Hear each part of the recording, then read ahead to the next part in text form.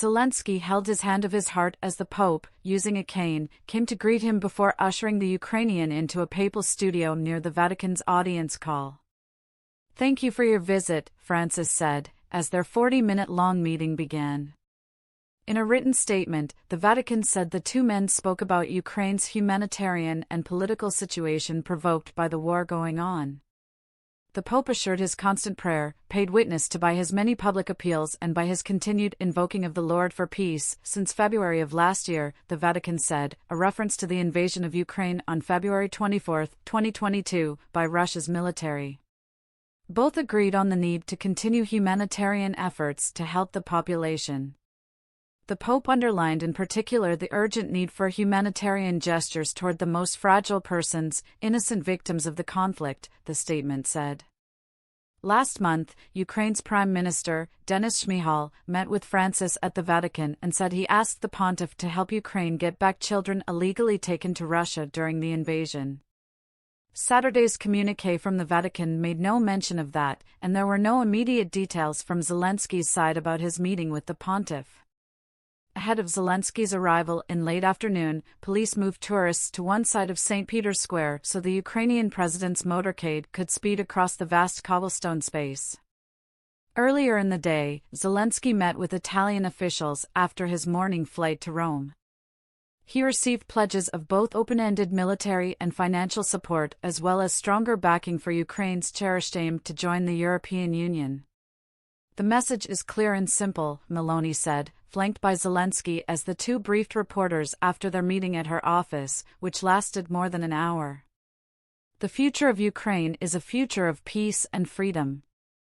And it's the future of Europe, a future of peace and freedom, for which there are no other possible solutions." Meloni, who had met with Zelensky in Ukraine in February, just ahead of the anniversary of the invasion, renewed her pledge to champion Ukraine's EU ambitions, saying Ukraine was moving ahead with required reforms despite the war.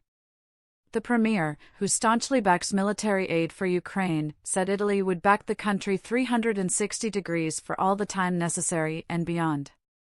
But while her far-right Brothers of Italy party champions the principle of national sovereignty, Meloni has had to contend with leaders of two coalition partners who for years have openly professed their admiration for Russian President Vladimir Putin. Coalition ally Silvio Berlusconi, a former premier, has boasted of his friendship with Putin, while another government ally, League leader Matteo Salvini, has questioned the value of economic sanctions against Russia. Zelensky began his official meetings by calling on Italian President Sergio Mattarella at the presidential Quirinale Palace. "We are fully at your side," Mattarella told Zelensky as he welcomed him.